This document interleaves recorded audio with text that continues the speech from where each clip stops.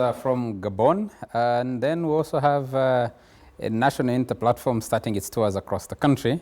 They're in Kabale district just this afternoon. We'll be exploring some of those.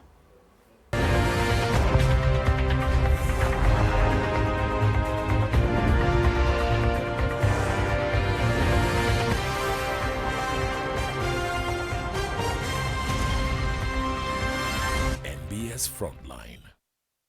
Is it that time of the year, a time dreaded by all elective office bearers, be they members of parliament or presidential hopefuls? In parliament, the high level of absenteeism has been pegged to MPs spending more time in their constituencies to avoid falling victim to the voters' chopping board that has sent a number of their predecessors to their political graves. I was part of the delegation, and as I speak now, I'm filled. Political party heads, too, are back on ground, mobilizing the masses they only see every once in a while.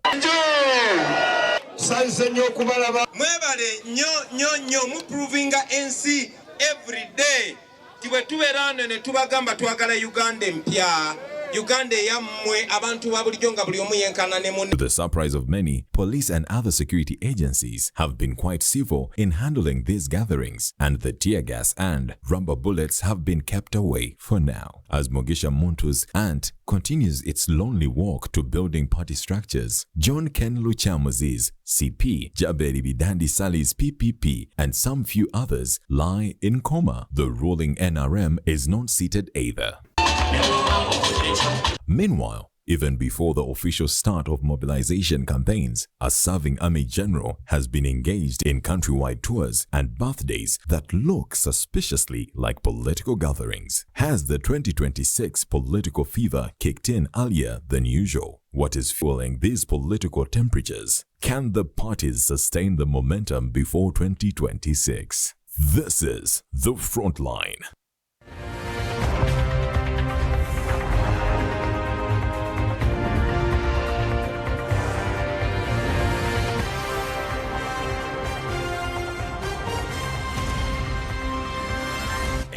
Frontline.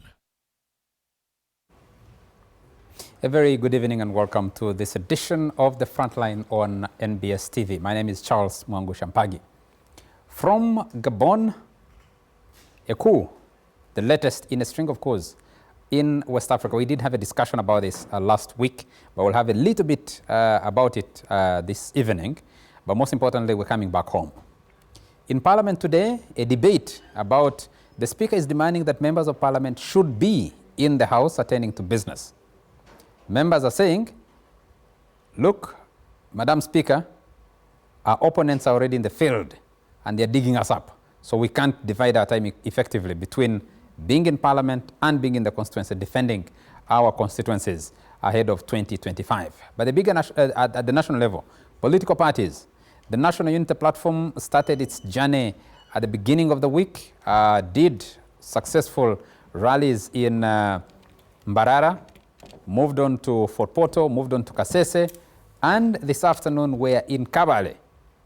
For the earlier part of the mobilization and opening of offices by National Unity Platform, no disruptions from the police, but there were some disturbances in Kabale district today. What does that mean?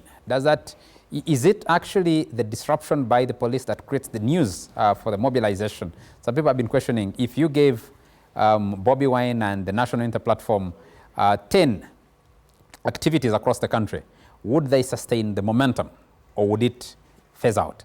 But this early mobilization, how sustainable? Will the momentum be kept until 2026? Is it a little bit too early? And of course, people are also looking at a comparison between the crowds. There's been a very interesting debate between the Muhoozi Kainerugaba Army or camp and the National Unity Platform camp over the crowds that NUP has been pulling on its tours in Fort Portal, in Mbarara, in Kasese, and now in Kabale, compared to those that General Muhoozi Kainerugaba has been able to pull, especially his visit to Teso sub-region recently.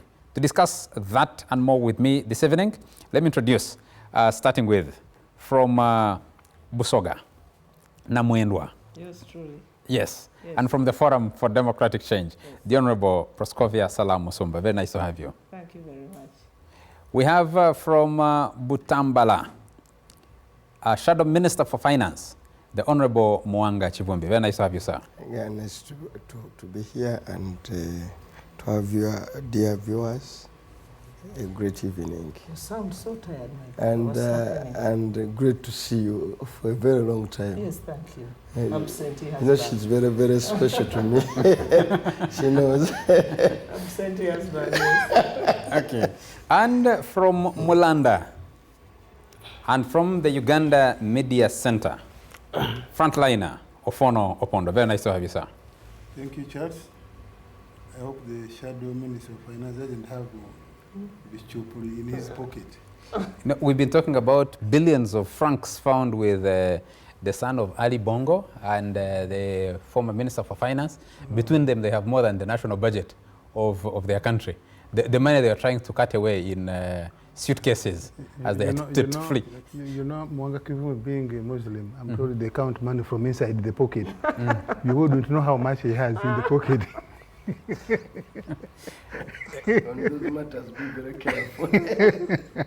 we are very transparent. And Gentlemen and lady, and let me have a quick comment finance. from each That's one why of we are you. successful businessmen. We did have a discussion last week about developments across West Africa, especially Francophone Africa.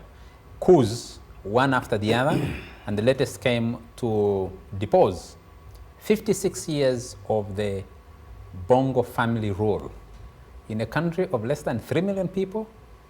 One of the major producers of petroleum, also produces a lot of timber and other minerals. Ali Bongo Ondimba was deposed by his head of security, who also happens to be a cousin. That changed. Honorable Salam Musumba, what does this mean? And the bigger question many people have been asking is the balance between democracy as we know it. The African Union has suspended Gabon now, which is joining a list of other countries that have undergone coups recently. But also the African Union, Western powers, France especially, Washington, all calling for restoration of democratically elected leaders. Ali Bongo had just won a disputed election, and others saying this might be the opportunity to break that yoke that has held those countries under the influence of France, their former colonial master. Well, from my point of view, democracy is an alien concept to us. It's even an alien practice to us. And looking around the continent, you can see that it has largely failed. The thing called democracy in its classical form. And so that failure takes us back to the coups. So it's a recycle and a repeat of what we have tasted. And this we have invited to ourselves as leaders of the old and of now the contemporary. And so coups, the back end of failed democracy, will become the thing. And it will be between families, back to back. Because when there's a democracy, to keep the power to yourself, you recruit all your relatives from Mulanda and your cousins in the army. And so you hold the thing together until you lose it. And so you lose it from one hand, you give it to another. So it's really the recycle bin of politics that we are all caught up in on this continent. In the past, they used to think it was undoable. It was the ugly thing. But it looks like it's the in thing now. We are all yearning for a coup. Do you see what's happening in Francophone Africa spreading to Anglophone and Lusophone Africa? Yes, because largely the English, the Anglophone group is now under the yoke of poverty. I think the country that is really reeling out in poverty is UK. UK is a very poor country now. But because it lost a foothold in its former colonies, it hasn't been as effective as the Francophone.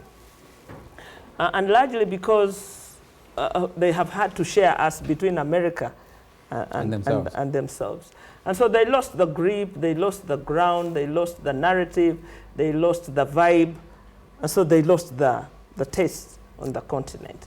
The French living off parasitically on their former colonies, they had no chance but actually to siphon more resources, and they were smarter at it. And so I think Africans have had enough. We've had enough of that. We have come full circle. Now we know who is bleeding us. Because when you go by boat to follow your money on the Mediterranean, they push you back. So Africa must push them back too. Get off our resources and allow us to use them and damage them the way we want. In any case, you too are doing the same, ripping us off. So coups are becoming very tasteful. Fashionable. Very tasteful for Africa because of failure of democracy. So see them as the flip side of each other. Honorable Mwanga Chivumbe, France seems to have succeeded in tying their former colonies to very bad agreements on currency control, resource control for West Africa. And someone would look back and say the first country to break the yoke of colonialism against France, Haiti, which has remained stuck in poverty. But if you look on the African continent, do you think that these developments are likely to break that bondage? I think one, you are seeing, I don't know why you are viewing only the cause. You're also seeing a reversal of, when you look at the Arab Spring and go this side of Sudan and you go the side of Egypt and you go there you are seeing a different scenario. Military generals, in a way, are overrunning democratic processes and asserting themselves. Because when you look at Sudan and Egypt, here was a mass movement of civic action that had stood firm to remove dictatorship. What happened? The military steps in, knowing the civilian actors have weakened a dictatorship, they opportunistically come in and prolong and repress people further down the road. Actually, military interventions are delaying democratic processes in Uganda, in Africa. It's after hard work. Like in Uganda, I could see there is a tendency to entrench a dynasty. And here are democratic forces struggling, paying a huge price. It would be so funny for some opportunistic general along the way to manipulate and overthrow this dynasty and then takes us back to square one afresh with a false hope. Because this is what is happening. So all these coups are not a plus to a struggle for African empowerment, a struggle for democracy, for freedom. They are minors. Actually, these military coups are taking advantage of work of so many civic actors on the African continent that are paying a huge price in starting up to dictatorship. And these military generals have been part and parcel of, they've been the one entrenching this dictatorship. So they turn around and say, you, come. They turn around and say, now we are the people the liberators. And then they are not, I haven't seen a successful military coup that has liberated an African country. Mention for me one. Mention for me one. Look to your right. Even if you come to Uganda, look, even if you come to Uganda, I think had Museveni not gone to the bush, okay? Had Museveni not gone to the bush, somehow along the way would have had a very different trajectory in Uganda. But we are back to square one. Everything did, everything Obote did, actually he's done them a little more. Actually, Obote tried to build some kind of, not really a family dynasty. But here we are. He's building a family dynasty. So what was the price that was paid in the whole of Luwero Triangle? Nothing. We are back to square one. Look at Egypt. Look at Sudan. Can you talk about a country called Sudan today? The other Sudan. Sudan, Khartoum. Sudan of Khartoum. So I think we must not take an opportunistic advantage and support military cause. We must condemn them. There's a question. Honorable Salamu Suba has a view of democracy. Democracy is defined by who? You're saying these are democratic reversals. As defined by who? In Gabon, for example, they'd just gone through an election, disputed. The regime ordered internet shutdown, closed out foreign observers from the election. And the military that has taken over has said they're cancelling the result of that election with this dispute, but they're not bringing in the opposition leader, they're bringing in a general themselves. And a cousin. Yes. Yeah. And a cousin of a former president. Yes. Really? Would you call that change on any good day? Would you go to the street and celebrate? You've seen the people celebrating. I mean, You see, desperate people desperate people do desperate things. Yeah. And you can't condemn them. No. But for all intent and purposes, we must take a stand. I think when you look at, for example, Gabon, the opposition had done some work, had moved, and I think it had destroyed the dictatorship practically. In 1980, in Uganda, the Democratic Party had effectively politically dismantled UPC. Come from 7 to only opportunistically pick a gun, half a million people killed, back to square one. So still now Ugandans are saying, can we get another liberator? In my humble view, even if you go to countries like, and by the way, you have to be very careful, even if you go to countries that are holding some bit of elections, there is a cycle. I don't want to mention a neighbor. You go to Kenya, more or less it is KANU still in power. None of the organic democratic seeking forces in Kenya have been able found a place at the table to break through. Yeah. It is Kibaki, who was a former minister, former president, Ruto, former Kewa, that notorious youth wing of KANU. It is Uhuru, a protege of Moya and Kenyatta. Even when you go to Tanzania, it is still. So what does that mean? It's still the same. What does that mean? So don't look at elections and say to define democracy. And I'm not one of the people who are saying this is defined by Europeans. No. It is imposed by dictatorships here. Periodical elections are for purposes of legitimizing than giving a real opportunity for people to make a choice. I need you to come in here. What does this mean? I mean, you listen to the two panelists here. Listening to Mwanga Kivumbi, the shadow Minister of Finance, you would wish that he goes back to school to study political theory and politics. I would recommend that you go back and study political science. But because he cites the region and says there is no change. But then he says in Uganda in 1980, DP had succeeded. So what made DP unique in a region where political changes don't cause qualitative change?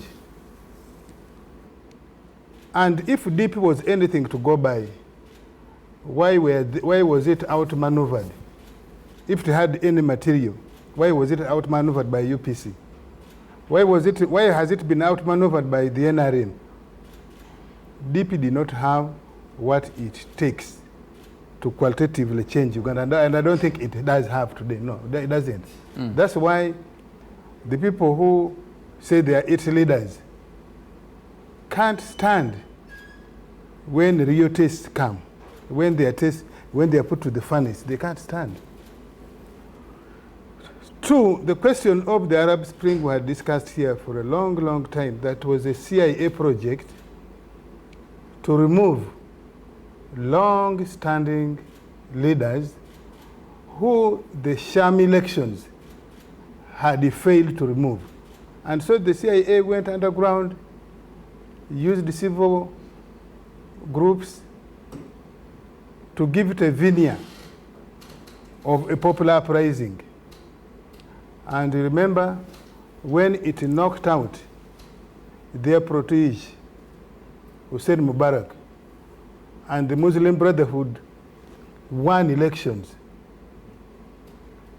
they used another protege, the current president, who was the commander-in-chief of the Egyptian army, Al-Sisi, to take power. Americans have since succeeded. The CIA project has since succeeded.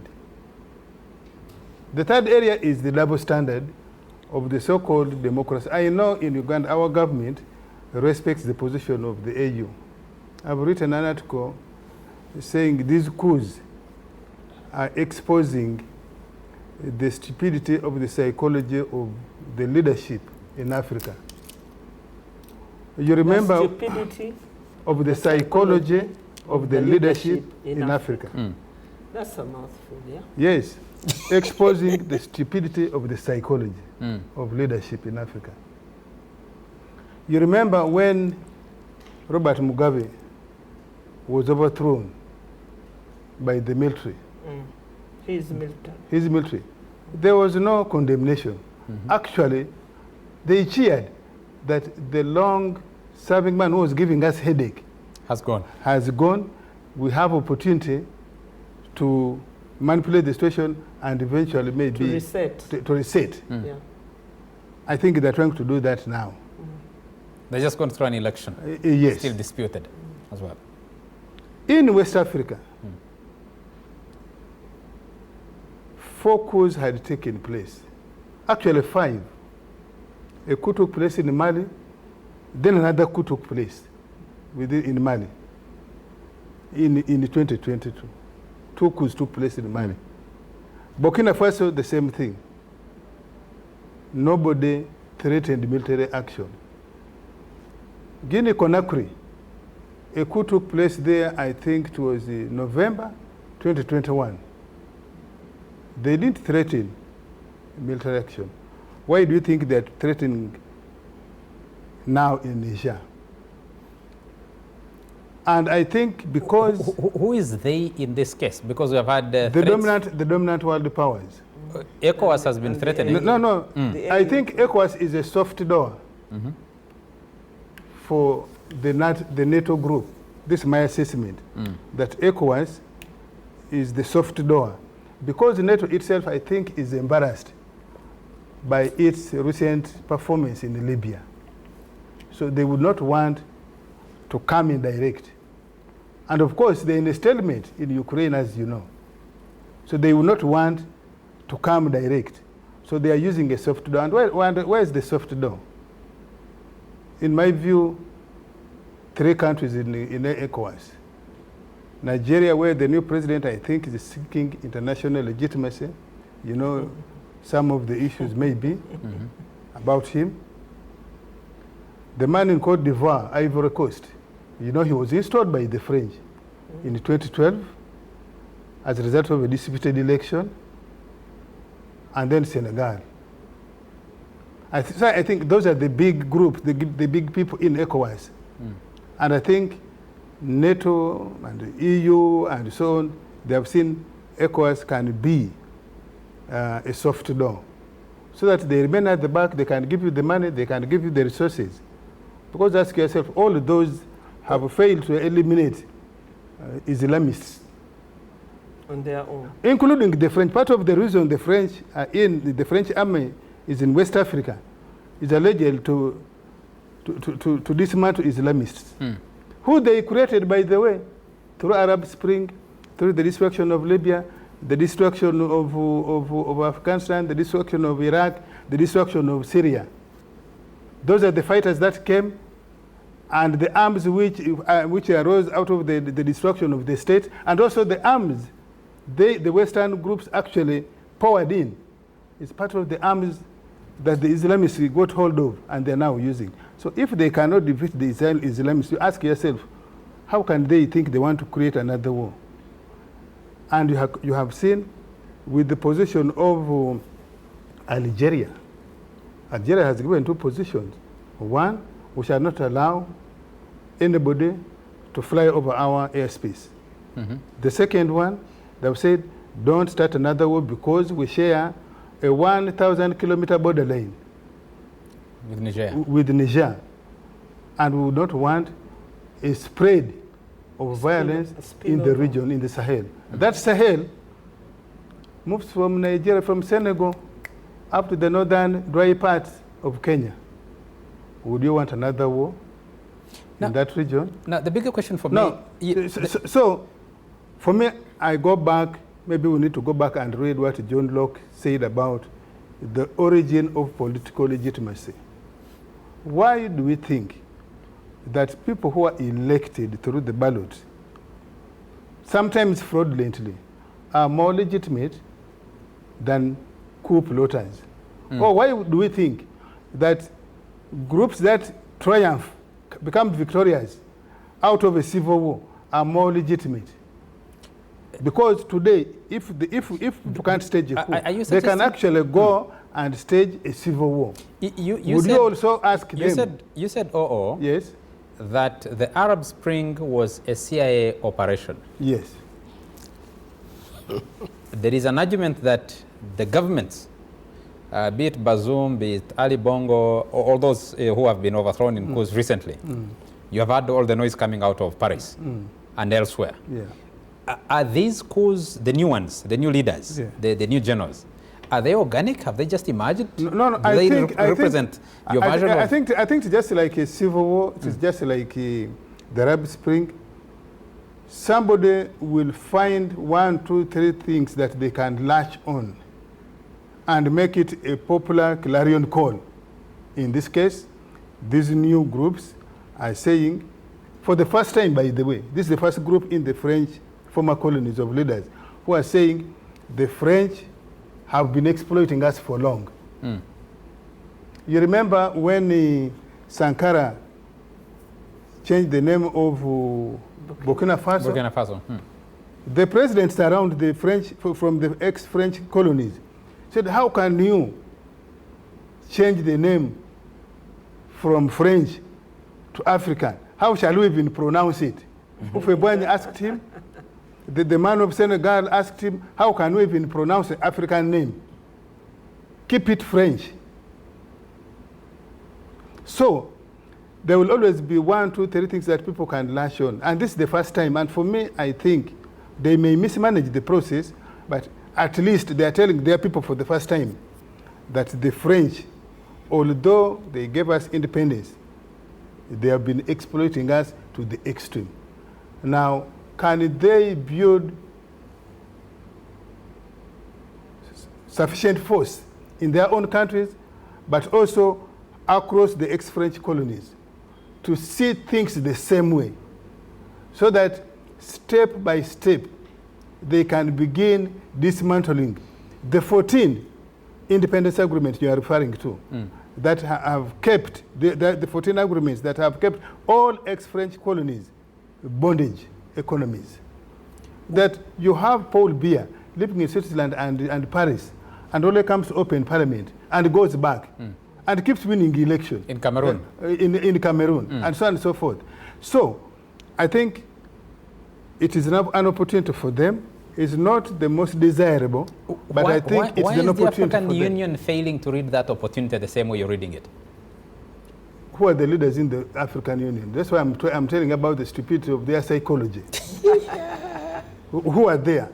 Do you think they are markedly different from you or from the average Ugandan? They are ordinary. They are ordinary. It is only that history has time. It is their time to be in the leadership.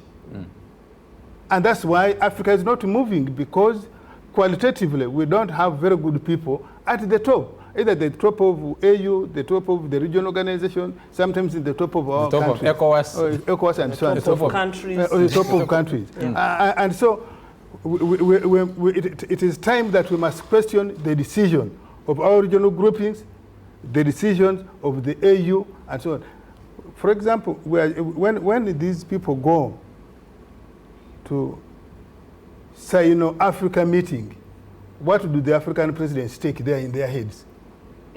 when they go to meet with the US president as a group, what do they take in their heads? US Africa meeting. When they go to US Russia meeting. What do they take? Or China. Oh, when they go to Japan, what do they take? When they go to meet with India, what do they take in their heads? If they were taking quality, you would have stupidity of psychology of leadership. You're not yourself. So, for me, I think it is an opportunity for the first time that it has been said for the Anglophone, but for the French, they had never learned to publicly question their relationship with France. And I think it is a step for me, one step forward. Will they make 2 steps backward? It is really up to them. Time will tell. So for me, in that respect, I think it represents some hope. Sure. For me, in that respect, regardless of what he said about Museveni and NRM, for me, there are some positive steps. Yes, the NRM, President Museveni, have made mistakes, but there are qualitative steps that have been made, changes that have been made, that will be very difficult. It will be very difficult for anybody replacing Museveni, even if it was the dynasty he's referring to behave worse than Museveni. It will be very difficult. Why? Because at least one thing exists. The enlightenment in the citizens of Uganda to question authority without fear and publicly. Okay. Let's return to That's why we are matters. able on this show to question his attempt to build a family dynasty. Let's return to matters domestic. And you're talking about building a family dynasty. People read that when they see General Muhoozi Kainerugaba holding massive rallies, whether they are for his birthday, whether it's a baraza in Teso sub-region. And now there's been this whole debate about comparing numbers, crowds, between Bobi Wine and his National Unity Platform and General Muhoozi Kainerugaba. Everybody's looking at 2026 and asking, is this the effective start of campaigns towards 2026? Let me start with you, Honorable Mwanga Chivumbi. There was that interesting debate you had in Parliament on whether you guys can stay in the House and handle House matters. And there was a colleague who stood up and said, Madam Speaker, we are under a lot of pressure from the constituencies, the constituency, because our opponents are already mobilizing. But at a larger level, your president, Bobi Wine, has been on a tour. Western Uganda now is on a tour, yes. Started with Western Uganda. Yes, there is the aspect of the numbers and the opening of offices, but also, can we say the journey to 2026 has begun? I think the journey to 2026 ideally should begin the very day President is sworn in. And here you are, let me give you simple numbers. We are in August of 2023. If you are to look at nominations will come around, the Electoral Commission has issued a roadmap. I'm saying ideally, and I better be corrected. I don't believe in these electoral processes, but take it as is. If you are, so you have barely 2 years. Now, if you have 2 years, you have 24 months to an election. Now, if you have 24 months, you have 139 districts. Is that so? 146. 146 districts. 146. 150. Yeah. So therefore, in the remaining time, you don't have a month to canvass a district. Now, weeks. I'll take you to weeks. In a year, it is 52. So you have 104 weeks. So you don't have a week if you are to be in every district now. if you are to campaign effectively. Now, constituencies, the elected constituencies, forget about the districts, there are 339. Eh? 329, I think. 329. I think. Therefore, you don't have, if you are to take days, so days are 56. so you have 730 days left. 2 days. So you have hardly 2 days, non-stop, without a break, if you are to make it in every constituency. Therefore, it's late already. Remember, the president started a long time ago with the launch of PDM. Because always President Yoweri Museveni, poverty is his pathway to a general election. He will always love to indulge in poverty, and I think he loves poverty. So every time when you see Museveni saying, Bonabagagawale, Kulembeka, wealth creation, at every time he will pretend to launch a poverty something and moves around the country under that guise as the head of state. The poverty trade. He's in some kind of poverty trade. Yeah. That is his pathway towards an election. So, political parties are political movements that want to run, to remove Museveni. Time is not on their side. Therefore, the NUP or any other movement that seriously wants to contend for power in the next election, they no longer have time on this. We don't have time on the scale.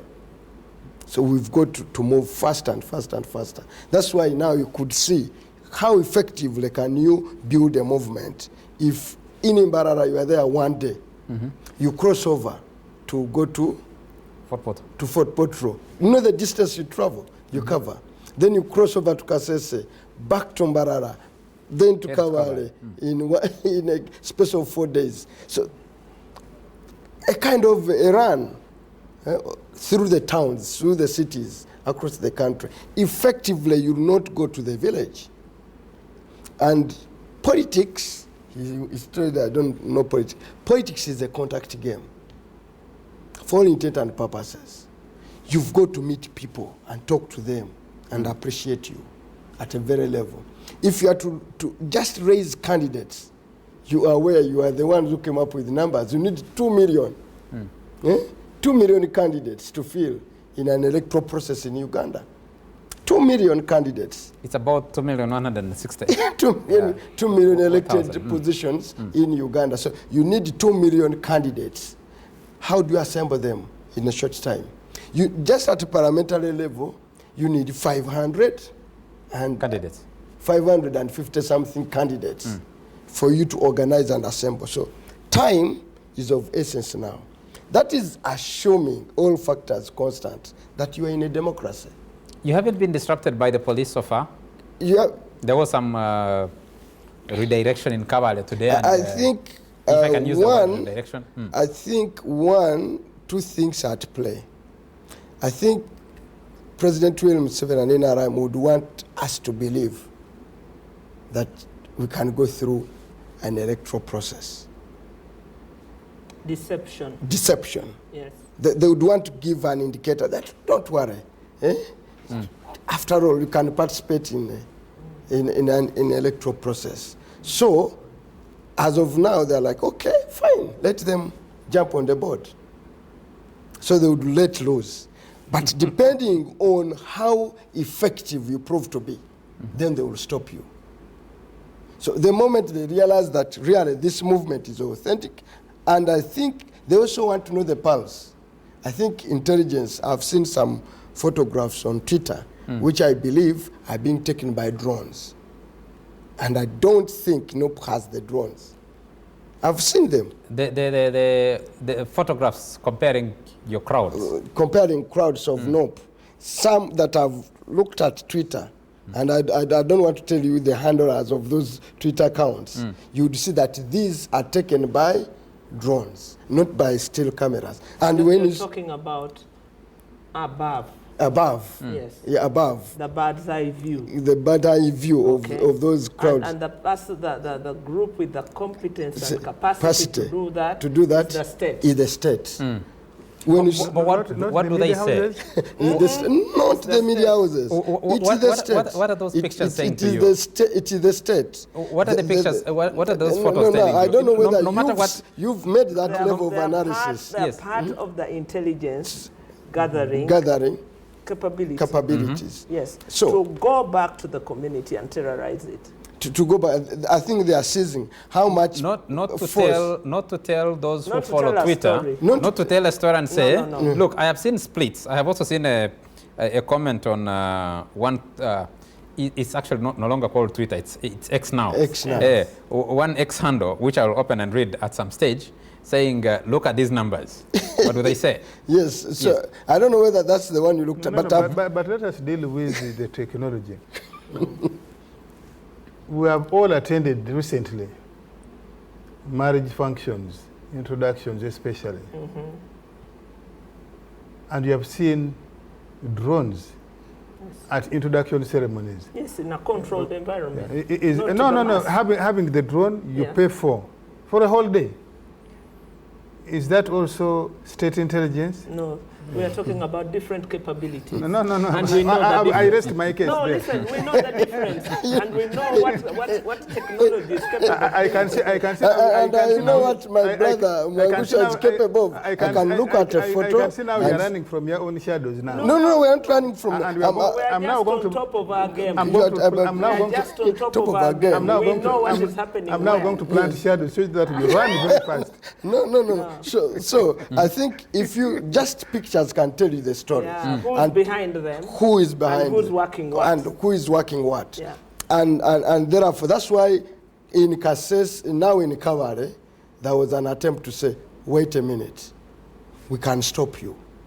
Okay? And I think going forward, they are likely now to go into, and then they are gauging the public mood. Remember, it is on the backdrop of this same movement, which I call same movement. This MK movement, which I call same as Museveni. It's on the background of a seemingly uninterfered with movement of MK across the country, with the background of a constitutional lawbreaker. Now you've had somebody who is serving military general, who is breaking the law. So you have a criminal, okay, who is freely moving. Now, you have a moral question, a moral problem, if you quickly move in to stop moving forward. And I think that also has a bit to play with what is going on. The other thing is, and I can warn you here, and warn the Ugandans, is to give a false pretense that there is now a competition between the MK movement and the NOP movement. No, the competition, the competition is between the dictatorship on how to remove Museveni. And I think quickly the MK movement is so, that same movement is so quick to say, no, it's no longer between NRM, it's between us and the new movement, which is a falsehood. I mean... Someone, Honorable Mwanga Chivumbi, would ask and say, well, you've been able to move unfettered through Fort Portal, through Kasese, through Mbarara, and some bit through Kabale. Why not pick the positives of that and build on them, than build more on the fear theory that we will be stopped? Now this window we have been allowed is only short-lived and very soon it will be shut. But even you, how do you pose for me a question? That you see, the very fact that you are posing me this question, that a political party doing its inherent work has been allowed, and it is news that it is allowed. I think it's a more absurd story. Did you hear that? They were allowed. They were allowed? It's even a strange, sad, an abuse story, that for a political party doing its organic and inherent duty, and by the way, funded through the Political Party Organizations Act, it is allowed. Therefore, it's exceptional to the rule. How can the exception to the rule becomes the norm? I mean, For you to be, Can we pose that question? So that's why I want to to say, you see, this is for me the big problem, is that the country is discussing that how can NUP have been allowed? Allowing. It's so absurd that under NRM, it's a mode of democracy. For you to hold a free, to associate to carry out your activities as a political party is an opportunity. It's an opportunity. It makes news. It's rocket science. First of all, in the process of governance, we make mistakes. As a result of previous mistakes, not just with the NUP, but with other people. The police, together with the other security groups, because they work together, decided because of concerns from us and yourselves. We said, if people are saying they want to go and meet their people, to open offices, to mobilize, to what, let them be. But give general guidelines. The police guideline is written to all territorial commanders, regions and districts and sub-counties. Now, it is possible that in 1 or 2 places, like the incident in Gabon today, maybe the commander did not appreciate the guidelines given. Or maybe they changed. No, as far as I know, they haven't. Those guys are, those, yes, I sit in those, yes. No, as a spokesperson. He is the chief executive officer of the Uganda Media Center, which coordinates government communication. So that's an official. I am fed by the national command information that I need to know and communicate. That political parties. So they are supposed to, there are guidelines. There may be minor adjustments depending on the local situation, but generally they are supposed to be left to do their work, even where they may want to be provocative, because we know part of the scheme could be to provoke so that you enlist negative news and probably sympathy. Now, I think what has gone so far is that NUP is not generating the type of news they expected. They must have expected to be obstructed. I would want to tell the police that are listening that the command hasn't changed. You're supposed to leave those people to live to do their Uganda work. is fun. Yes. I want to tell them. I want to tell the police. Yes. I want to tell them. Yes. Now, could you please allow to communicate to district police commanders across the country what the position is? Please go ahead. Yes, so leave them. Now, for the NRM, we are not overtly bothered by people mobilizing as long as we keep the decorum, we keep the law and order. It is not just moving. General Muntu, I was early this week in Karamoja, and one of his supporters there, when I was in Kapelebiong, one of his supporters there in Kapelebiong told me that my president is in Karamoja. I have not established whether indeed he was there. He even told me, can I call, because we keep talking about you, can I call him and you talk to him, because he tells us that for you and him, you talk. That's what this man said. Mugisha Muntu apparently has been in Karamoja and nobody has disrupted him. I am also told on this show, you remember, we are told that FDC people have been having grassroots election. If it wasn't for their internal disagreement, those processes had gone smoothly, had gone unnoticed. And that's really how it should be, if it wasn't for their internal disagreements. So it is not only moving. There are other political groups that are moving. Now, for the NRM, we have 3 things. First of all, we are the government. So for us, we are implementing our manifesto. And therefore, when the president or any minister, any leader of government goes to promote a program, particularly a program that was on the manifesto, it should be seen in that light. Of course, if the program succeeds, we take credit. If the program fails, we take a beating and you take the credit, because you will go and say PDM didn't work. So for you, Mwanga Kivumbi, to say Museveni uses PDM and other poverty. But poverty is the dominant feature in Uganda as we speak today. Let's take a break. We'll pick that up it is after the a very dominant short feature of Uganda commercial break. Today. That's why in the Bible, those who read the Bible and believe in it, They keep talking about the 10 commandments that man has refused to obey.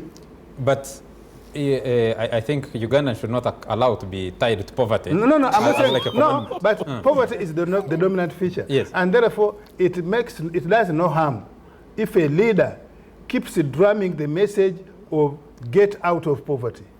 Let's take a break. It makes no Let's damage. take a break. We'll pick this conversation up in a moment.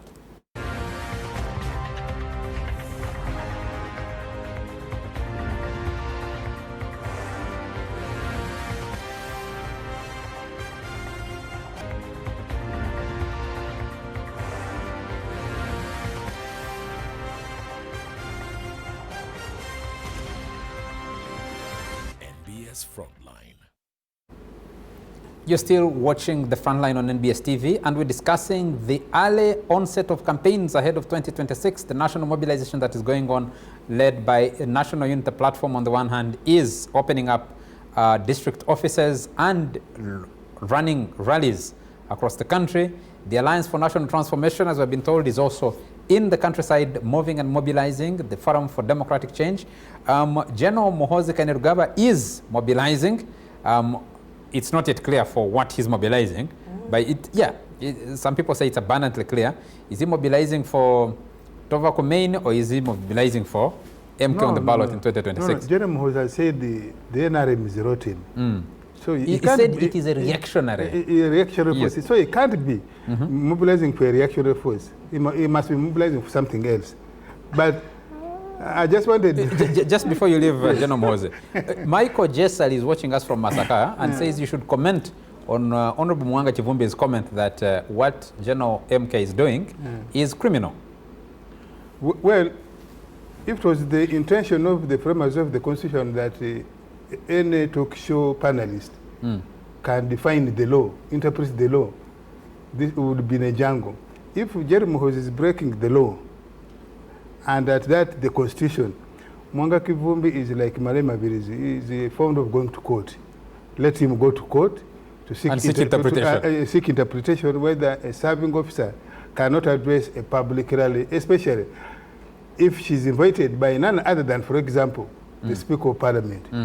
Or if he holds the office of Special Presidential Advisor on Special Operations. Mwanga Kivumbi, you like going to court. Please go to court on this one. Now, Mwanga Kivumbi was making here a claim that even the time is not short, it is not long, it's not adequate. There is no law, to the best of my recollection, which requires a parliamentary candidate, for example, to be in every village of his constituency, to campaign in every village. There is no law which requires a presidential candidate to go to every district or to every constituency to campaign.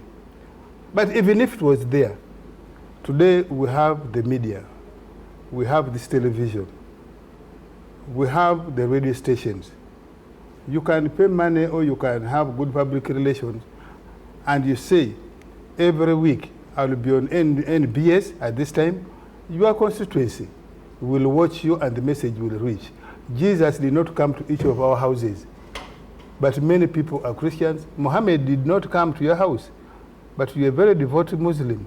So you don't have to go to every constituency, if you're a presidential candidate or a parliamentary candidate, to go to every village in order to reach the voters and actually get the votes. Okay. I just wanted to clarify that for Kakoza Balude is saying that he may need correction about General Muhoozi being a serving general doing political mobilization. How far does the law guide military political commissars in UPDF? Another thing, General Kahindo Tafire, General Muhoozi, David, General Katumba Wamala are not retired but serving in cabinet, which is purely political. Why are some opposition MPs only talking about MK? And Kakoza says even Major Jessica Lupo is vice president. Major Jessica Lupo retired a long time ago, actually. No, and yes. Major General Otafire retired. Yes, Major General Otafire is also retired. You needed correction, Kakoza Balude, and I think that's the correction there for you. Let me take a message from someone else here who says, this is fairly long. Aaron Ainomidsha is in Imbarara City and says, the room for freedom, human rights, democracy, and civic space generally is narrowing in Uganda. When Bobby Wine and his group visited Imbarara City recently, At Global High School playground, police and other authorities threatened the school director that his school would be closed. UCC also temporarily switched off a radio station for hosting Bobi Wine. The rally happened later but ended prematurely. The most interesting issue is that even the Ofono Pondos who defend this government understand that there is something wrong in this country, but their hands are tied. That's Aaron. Aaron is not in my head. How do you know what I know? Aaron, you get it there for yourself. Let me see. Ambassador Harold Achema says a wind of change is blowing across Africa from west to east and from north to south. Whether African leaders accept it or not, change is inevitable and necessary in the legitimate struggle for democracy in Africa. A luta continua, victory is certain. My question about what Harold Achema is saying here is that this celebration has always come at intervals. Revolutions have come and then they have turned out not to be revolutions, and now it keeps coming up. Is the excitement really for this time? I don't know yet. Maybe we'll get some answers. Laban is in Chitagata. Laban in Chitagata says, are we interested in change of leadership or results in case of Uganda? We know what we're in this. And now, would Chivumbi be talking or my sister Salam? Laban is asking. You know, Laban asks Stone Age questions, which I don't want to answer. He adds, double standards now, police restrain self, but my alumni, Chivumbi, and friend Salam, not appreciative. Don't oppose for the sake. That's still Laban in Chitagata. Laban, you got your answer, I think, already. Let's come back. Honorable, let me come to you. The early mobilization, the concerns of the opposition, of political actors generally, because I think opposition is abused in many, sometimes. It's not understood, just yes. like democracy is not understood. It's not understood. Yeah. What is going on at the moment? How sustainable is it? How much impact can it have? They have just suspended the delegates conference because they don't have the money. So in their case... We haven't done so. We haven't done so. The delegates conference is on Tuesday, the 19th of September. Until I come to tell you that it's suspended. Isn't OO hijacking my role as a moderator? I did put a question. All right, the question was? I'm asking, how sustainable? How can this impact? You see, this is the business we are licensed for. Politics is our business, is our trade. And that's what we work for. And that's what we do every day in coming to the media and in doing all the debates that we do. We are mobilizing the other voice, and we are doing it within the law. So is it sustainable? Of course, it is sustainable because that's the business we do. Now, the model of politics that we have chosen is really very expensive in time, in human resource, in financial resource, and that is not sustainable. Doing it the model that my brother Mwanga Chivumbi is talking about is heavy duty. It's loaded up front, and it does not give the results that it should. Because we have decided a very expensive model of personal contact. It's not policy contact. People are not voting for policy. They are voting for people. That's why we found ourselves in celebrity politics, which is not sustainable. We are not. That's why we debate crowds. We have taken ourselves into juvenile politics. That is not sustainable on the continent. We need some serious politics of what is going to happen to our continent, our country, our villages in the next 20 years. It's not the crowds that are going to create that. It is the brain, the smart brain of how do we reorganize our society, how do we remain competitive and viable, and how do we have a country we call home. It is not about crowds. Yes, but crowds are for entertainment. Let's talk serious business. How do you want to transform a society? How do you read the problems of the of the society, and how do you redesign them? Now, the other problem that we have is generational. We have talked enough and acted in a very limited way. And so the restless young population is tired, is sick and tired. And please understand them, they are sick and tired. You've actually run through a number of generations already. Yes. Some of them lost their way along the way, didn't realize that time was passing. Yes. And now you have a new crop of young people. Yes. And they're not who part are of equally lost. Yes. And not found. Because I haven't been. So ours is a generation with a duty to redirect the politics, because for a long time we went together as a movement political system. We didn't get to the destination we wanted. We then changed, and then we got the weak end of multi-party politics, and then we messed it up again. And so we need to gather ourselves as a country back again and say, which politics are we going into? Because even government... Where is that conversation going to happen? When is it going to start? Well, you stopped it.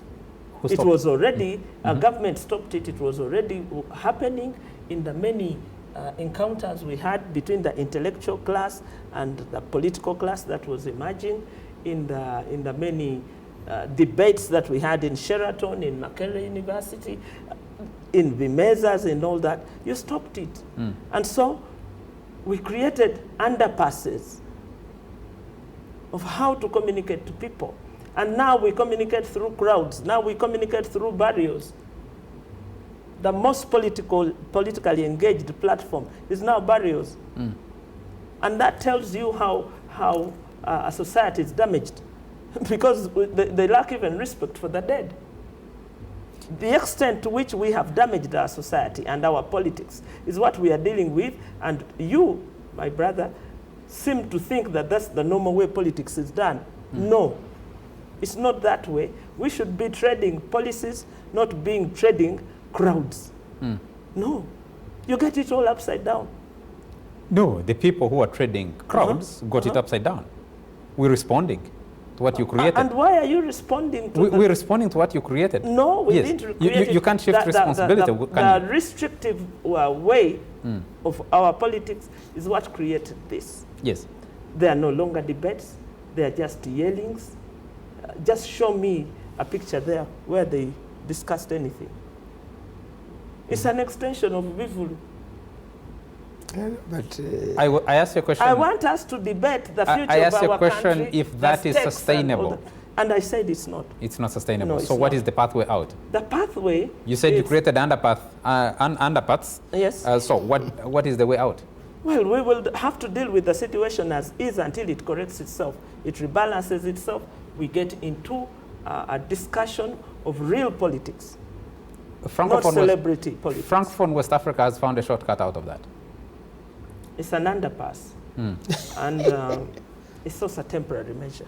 You see, democracy is the anchor for governance and for business. It's an anchor. That's why you see where there's no democracy, there's no even sustainable business. You get people you call investors, they're just exploiters. They leave nothing on the ground.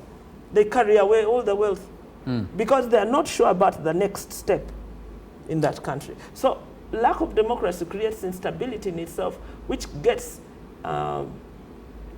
internalized and also damages the software of politics and the software of business. So you lose everything. That's why we was successfully talking about AU and all those failed agencies, UN. They have all become just the stupid psychology. The stupid psychology. And that coming from who has defended the status quo for far too long. I have to check whether it's the I know. But yes, he makes a very good point. But the psyche is all wrong. And the psyche will not correct itself until we correct it. But My major question is, you have hardly, Mwanga Chivumbi gave us the numbers, you have hardly 2 years to the next general election. Yes. Now, whether the election is important in itself or not is a different discussion. Is there room enough to move from celebrity barrier politics to real politics, to discuss and engage like used to happen before. Well, it is necessary. It is not an either or. It is a must. We must discuss policy. We are, for now, engaged in anger, political anger, because we've been restricted far too long. You see? And we have infected the public, especially the young generation. We have infected them with this anger. And so there is anger top, middle, and the bottom. So when you collect it in a package and you get victory, then managing that anger becomes the next challenge. And that challenge, in most cases, if not well managed, it's what leads to implosion. Okay? Because you have not digested the issues prior to taking power. You discuss them in power. And of course, the dynamics have changed. Does that imply that there are sections of society that have abdicated their responsibility? That is very, very true, especially men, the educated.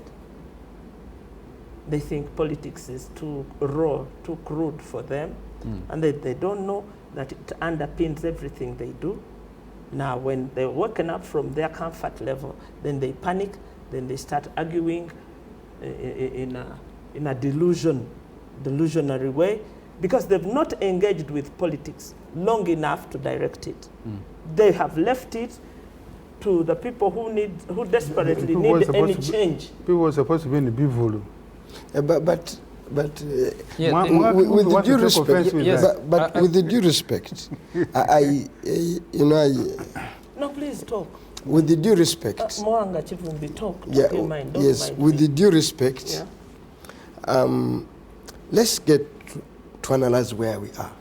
At what station are we? Yeah, we are in a bad station. We are not at a station where there is room for the discussion my is You're envisaging. absenting. Yes, is envisaging. We are in a struggle. Yes. Look, I've looked at the grand mobilizers of NUP now. Some of the boys who are our foot soldiers have just emerged out of a court martial. And I salute them. Yes. I salute them. I've seen them in Kabar and everywhere. The other 2 years ago, they were in a court martial. For doing what? What they're doing. For doing what they were doing. Yes. Simply to go out in the country and mobilize. Therefore, if you are at that stage, the best you can do now is to push, to create a room for an environment that allows us to go into the discussion of policy. Yes. So we are not at that stage.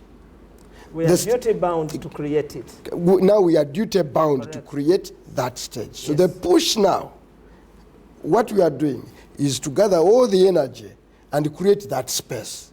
Therefore, right now, all the energy, all the space, and all that, look at, you could say, how did Bobby Wine emerge? He emerged because one, let me be honest with you, President Yoweri Museveni closed you, the intellectuals, out. For a long time, the people who could go out and be known in the country were not you who are discussing policies. No. You could not be allowed.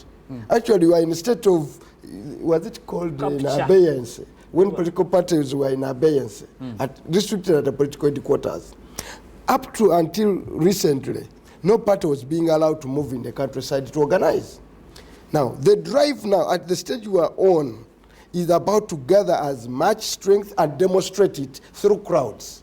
To say, here we are. We have even the numbers. We have even the capacity. When you see the so therefore, for me, yes, numbers matter a lot. Because you are creating a psychology. When you see what Don't we debated lose sight here. of what must What I'm saying at a basic level, anyone would be a little bit theoretical, with the due respect, to think right now you can go and say, at every time I've come on this talk show and dealt with the numbers, the economics, everything. Yes. People are not listening. Do you think people who are being... So, Mwanga Kivumbi, are you saying here you are discussing policy, in Parliament you are not discussing policy, are you saying you have no audience, or if you have them, the audience is not listening. He's not listening because you see, what the people are now talking about. So you are wasting time here. No, the people who are being threatened with a dynasty. You see, if you are to speak about a dynasty, if you are speaking about, let's talk about things. By the way, you are talking about a medieval thinking. You're saying, no, if you have a president, if you have a president, you're telling us, Mwanga Chivumbi, yes, that you're mobilizing that anger to break from where the country is. Yes. Do you think you're being effective at it? Yes. Are you seeing results coming out? You see, how? Me and Salam have been part of this movement for a long time. I've seen it as a young man. I was with Semo Gerere during my university days. These Musumbas were in the movement by that time. They were the blue-eyed girls. Just remind me of the trip from Entebbe. That is all I want to hear. You remember the trip from Entebbe? Yes. We've been at it for quite some time. That's the trip of October 2005. Yes. No. That was when Dr. Besigye returned on the day of swearing in. That was October. It was and she knows what I was doing at that time. They were going to turn Dr. Kiza Besigye to go to Nakauka. Yeah. I had to run ahead and mobilize.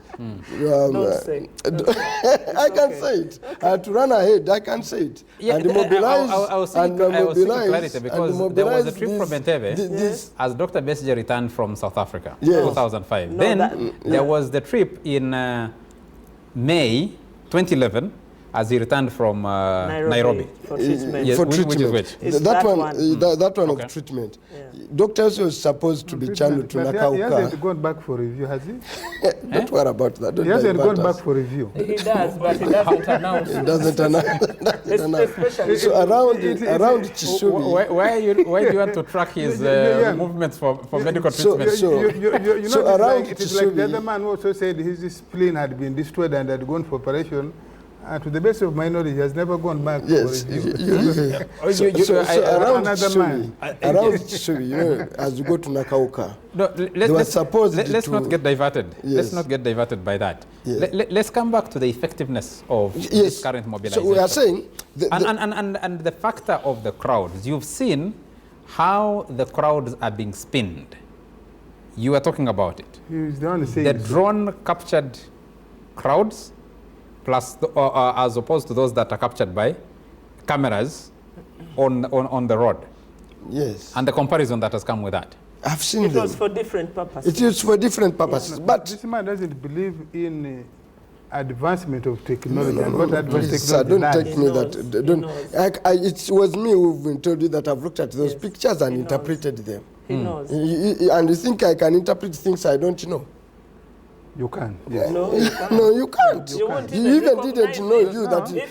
And I know. You didn't know that the other photo was taken by a drone, and I'm sure you didn't know. No. Eh? You know. And you see, there's this book, How to Lie with Statistics. So even you could misinterpret, or you could interpret for purposes of lying like you are doing it now. How to lie with statistics it can only be applied by somebody who knows the statistics and uses them. So the point I'm saying, the crowds are important in building confidence to confront an enemy. Yes. So numbers, people. It's the war mode. It's the war mode. About. And therefore, mobilizing crowds. It is not election mode. It's not election war mode. It's not an election mode. I want you now. to define it properly. Yes. You see, that's why, first of all, the mobilization, the crowds are important. I've been with Dr. Kiza Besigye. The crowds have been critical. They could tell a story whether people are following Mbabazi or are following Besigye. Crowds have always played a role. In politics, you can't take away numbers. When you look at the crowd and the way they are being played now, even a capacity of a politician to gather numbers is the first yardstick, whether you are viable the way candidate. The crowds are being played at the moment, but at the start of your nationwide office opening tours, as NOP, works to your disadvantage. Would you agree? I don't think it does. First of all, look, I don't want to give you numbers. I've been speaking to a few friends telling them the 80, 60, 40, 20 formula. And which makes them... the 80, 60, 50, 20 formula. You get it? So for NUP to go to an area where if I want to canvass against M7, I want to work out on 30 in terms of percentage. If we are to go the ideal way, I'm underlining keeping other factors constant. People should not misunderstand me. I don't believe that through this ballot thing you can remove a dictatorship, but keeping other factors constant. You are on the segment of the 30 on the formula. I don't want to give you the details of the 80, 50, 80, 60, 50. So you're the segment of the 30. So if I'm now working on the segment of 30 and I'm gathering crowds, I'm doing pretty well. Okay? What will I do if I go where I need a 60? Because, okay, let me tell you the detail. If you have a candidate and his home base is Central Region, okay, in an ideal situation, and can win 80%, and because of other social factors that I won't go here, goes east and can win 60, and goes north and fares 50. No, let's use actuals. Okay, fares 50, and goes west and you get 30. Museveni is the dead man on the street. So let's use actuals. The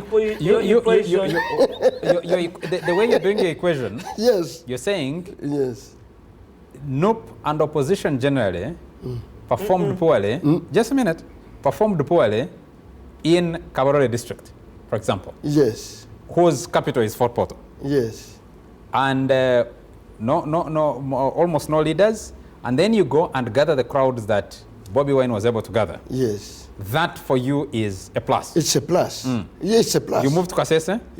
Yes. So the numbers don't have to be overwhelming for you to be able to make a statement. No, they must get the targets. The targets.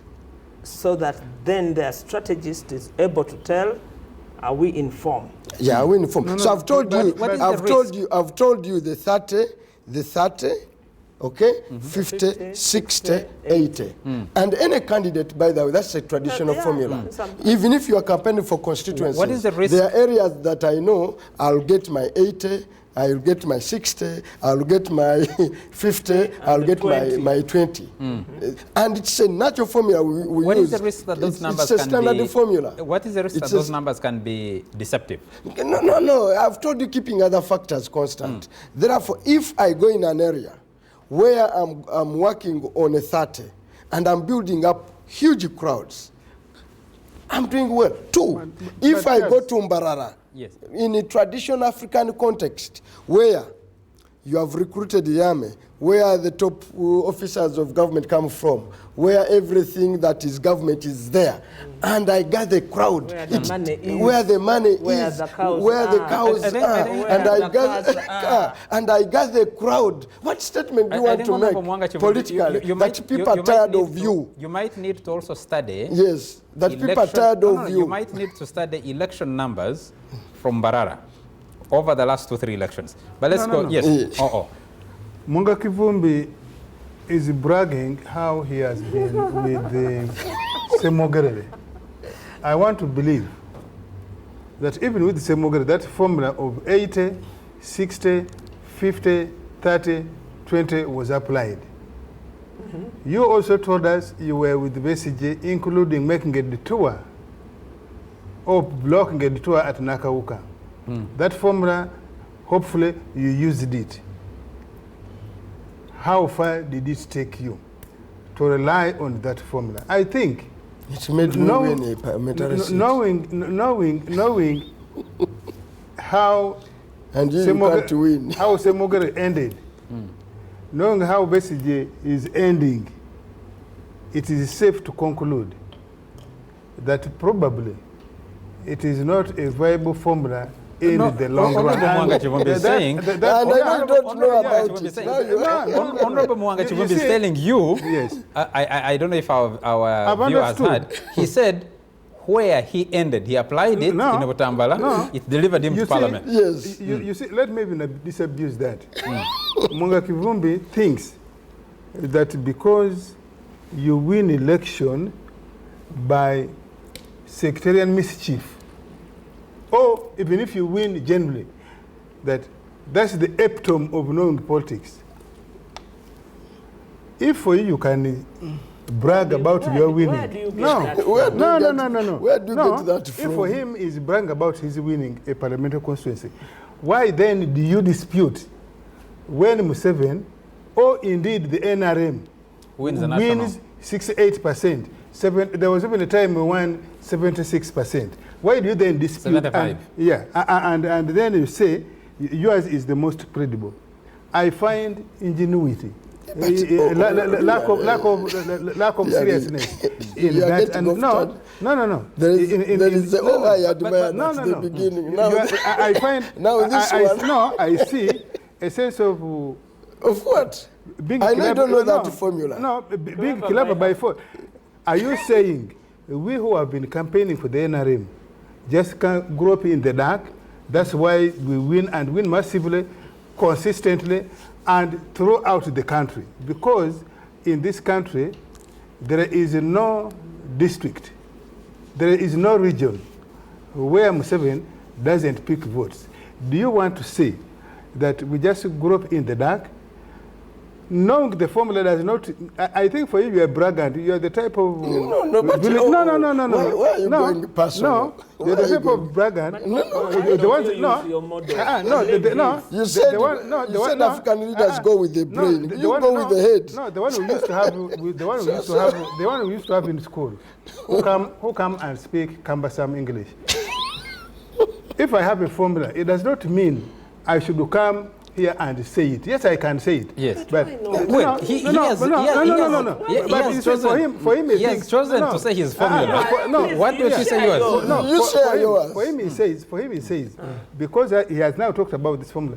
Therefore, the others, perhaps, like me, don't have formulas. I can You're tell thinking you. For him, aren't you? Yes, I can tell you. We have formula, and that's why. Why do you get offended? No, I'm not offended. By his I'm simply saying. Yours. I'm simply saying.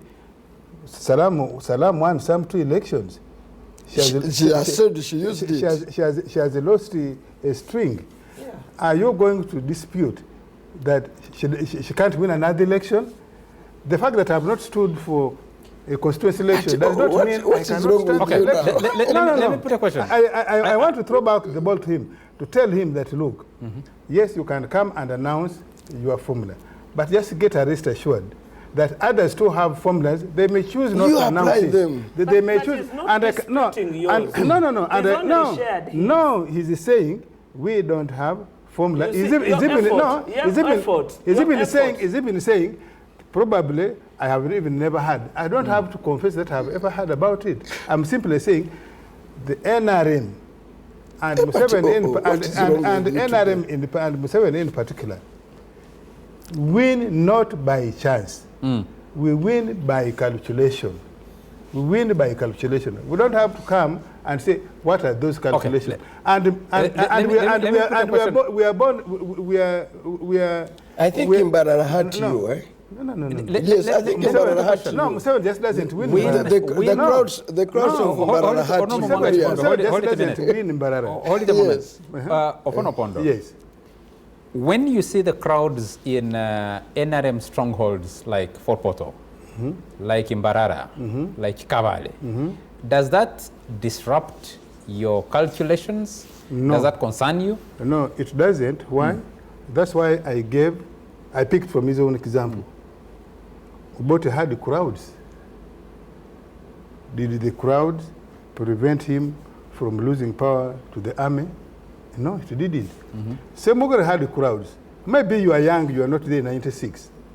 Semugere had the largest crowd, especially in Buganda here, in areas that were traditionally DP, Yuatoro, Mbarara. Was he cheated? Kabale. But was he cheated? And in the corridors that had heavy population of Catholics. And you remember. You were beneficiary. And listen, and Semugere himself was upbeat about it when he saw the crowds and said he had won. Besige But no. Aren't you a beneficiary the same of crowd cheating of Semogere's election? It's the basis on which Museveni went to the bush, and you were beneficiary now. Didn't Besigye say he had the crowds, including in the UPDF? Didn't he say so? So. Didn't Besigye also say that his election was stolen? It was stolen. Yeah, but the fact that he says, no, is it but true? Didn't Sejusa So confirm? Is the Sejusa the authority of electoral process in the country? Officer. We need to take a break. So anyway, the point I'm making, yes, the crowds don't bother me because, as I've demonstrated to you, Semogere was up a bit about it. Besigye was up a bit about it. Even the day, 2021, for me, when they were up a bit about it. MK's people yes, and the new people are playing that crowd's thing. The pictures taken by drones and those taken otherwise. No. Do those still not bother? As we say in Eastern Uganda, if you are not circumcised, you can be up a bit about HC. Okay. Let's take a message. Samuel. The uninitiated. I'm saying. Hold it right there. Hold it right there. No. The uninitiated can get carried away by a crowd. You could have said it in Jap and you'd have been safe. Blessed Samuel is watching us and we know what makes a crowd. Elon Musk is making our lives difficult. We can even mobilize the crowd for We're used to saying that Blessed Samuel has tweeted. Now I don't know if he has X'd or something. He says, good evening, frontliners. Thanks for the discussion. The only challenge in Uganda is that political parties are not given political freedom. They don't give them a chance to organize. Term limits can prevent coups. That's Blessed Samuel, and he's on X. I'm trying to be as correct as I can. But very difficult now to manage with some of these things. Let's take a break. We'll pick up this conversation in a moment.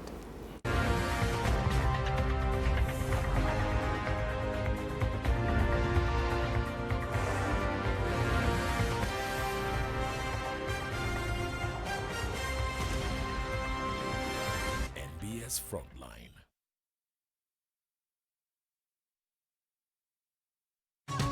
Get ready for the most award-winning rap act in East Africa. Get ready for 20 years of Navio live in concert. This once-in-a-lifetime concert will take place at Sheraton Grounds on the 2nd of September 2023. Purchase tickets on FlexiPay for 20K with VIP tickets available for 50K.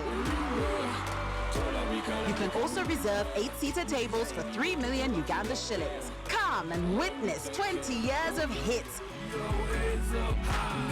that have made this proud Ugandan act a household name across Africa. Brought to you by Hennessy, Stanbic Bank, FlexiPay, NBS, Afromobile, and Pepsi Max.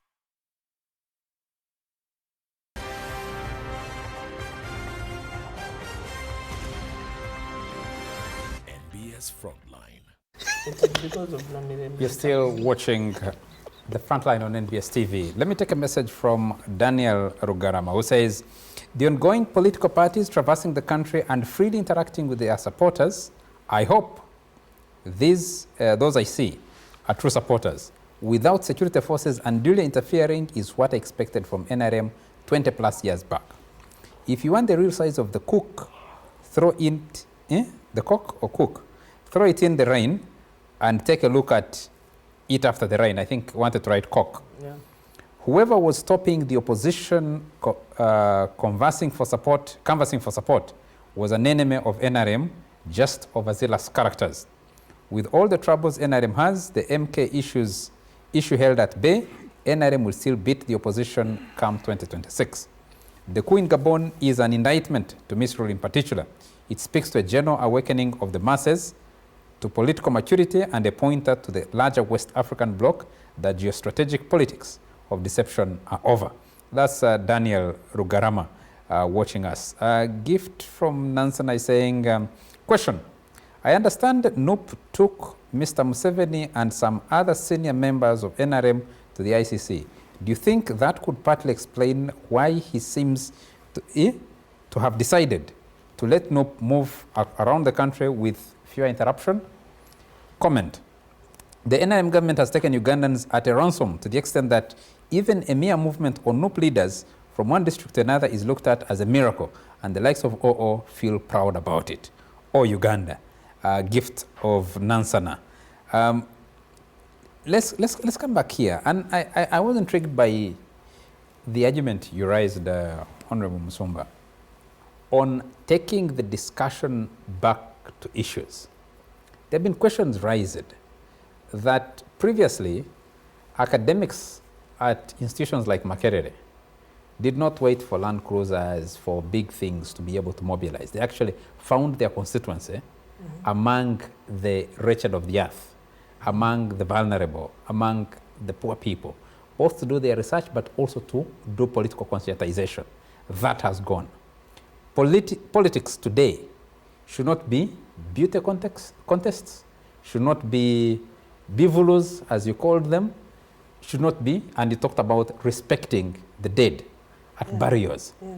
Not effective spaces to discuss politics. But those are the spaces that appear to be available. What kind of message are they delivering, and what change can they cause? Well, rubbish in, rubbish out. We brought this upon ourselves because all the political spaces were closed. The intellectual class left a very huge vacuum, which got filled in with clutter. And they were chased off that space because they were being manhandled at their back in Makerere and all those spaces. That's why even the intellectual class is depleted. If you were to look for a Lumumba here, PLO, in this country, do you have one? Not any of that class. Any intellectual, there's just none. If you're looking at the strata of politics and the way politics is stratified, there's a missing middle. What does that mean for the country and for the continent? It means that you have a non-healthy society, which is there's no equilibrium, or it is lopsided. It has many big holes. It's like a family that has lost many of its prominent people. Okay. And how it has to survive. And so we brought this upon ourselves. It's not an accident. Let me get a quick comment from the two panelists, and then we'll cross over to Afro Mobile. The absence of issues in the politics today, what does that mean for the country? No, first of all, to Makerere and the University of Learning. Okay, if you say they were not allowed to discuss politics, are they discussing academics? Do you see symposium on chemistry, on mathematics? Well, that is for the on university, sociology, not for the public So, the death of vibrant intellectualism in universities, centers of learning, in my view, is due to different things, not political separation. I think when we went down the hill of economy, you remember professors were asking for food basket. That's what they were fighting for. They were not really fighting for academic freedom. No. They had it. Up to now. No, they had it. Up to now, they are not fighting for academic freedom. They are fighting for food basket. I think. Did the politics take that away? It didn't. Now, for what took it away? What reduced? What reduced academics to fighting for food? I think the content that became taught. You see, like Makerere became the privileged class, and they believed that they don't need to mix. They believe that society owes them a living today. People in Makerere, people in these universities, people in the judiciary, they think that society owes them a living. Shouldn't we be debating how they ended up there? How but that can be a debate. That can be a debate for another day. But for absence of policy discussion in the political parties, in the political process, at least in the NRM, we are the ones who say our manifesto is very bulky. We try to be detailed. So at least in the NRM, that discussion, you can say maybe we take long to reach a consensus on an issue. Sometimes we don't even implement the policy we have discussed. But there's a policy discussion in the NRM. About the other parties, You have heard from their own mouths. They said for them they are driven, Let them driven speak by for themselves. anger. I'll give 1 minute. I'll give 1 minute to Mwanga Chibomba. And Mama Salamo has said the people. I'm coming back to you because the discussion is still on. The Bivulu narrative has become the dominant. The discussion is still on. We're continuing with it on Afro Mobile. I'm afraid, Honorable Musumba. Let me just have a quick comment and then we'll cross with you. Where it is due. Of course. Even in the intellectual class, over the years, there are people who have really been at the front line. Jane Balia, Kalasana, Kiki Mujaju, Afuna Dula, Dr. Loko Nyango, you can Mwangusha. They've been here. You can listen to some of them. And they've paid the price. In the judiciary, people have really played a key role in having profound judgments that have not been promoted. Some have died at their station, at high court. So across the board, journalists have played their role. Different people. Even in NRM, by the way, there are so many people that come off the intellectual rail and are promoted to government. So many of them end up miserable. For example, the current PSST was a product of these talk shows. Okay. Is he miserable? No, I'm saying if he fails, then there should be a different Let's continue story. the debate on Afro Mobile with a message from Gilbert Kayondo, who says, I don't know what new President Bobby Wine will tell those Western countries now. We can see him moving freely. That's a message from Gilbert Kayondo. That is where the problem. Mike Segawa, the guests tonight have said almost nothing new. They are not helping us to answer the gender so what. Commenting about crowds and what's failing them from accessing power without mentioning President Museveni's name, can the panelists please tell how Ugandans can move to our desired Uganda we want? Can the panelists address the matter of national interest, issues which should not be negotiable, vis-a-vis how we can arrive at the common national agenda, ensuring no one is left behind, irrespective of prevailing differences? That's a message from Mike Segawa. I'll take just one more message. Who is this? George Muhimbise. Mbarara is the biggest town in Western Uganda, followed by Fort Portal. If up to now NUP doesn't have offices in Mbarara, Fort Portal, Kabale, etc., and they are just being opened now, then it means the entire Western Uganda is not its priority. How can a party receive over 4 billion per year and fail to have an office in the region for 3 years at a rate of 200,000 per month? That's a message from George Muhimbise. We'll continue this discussion.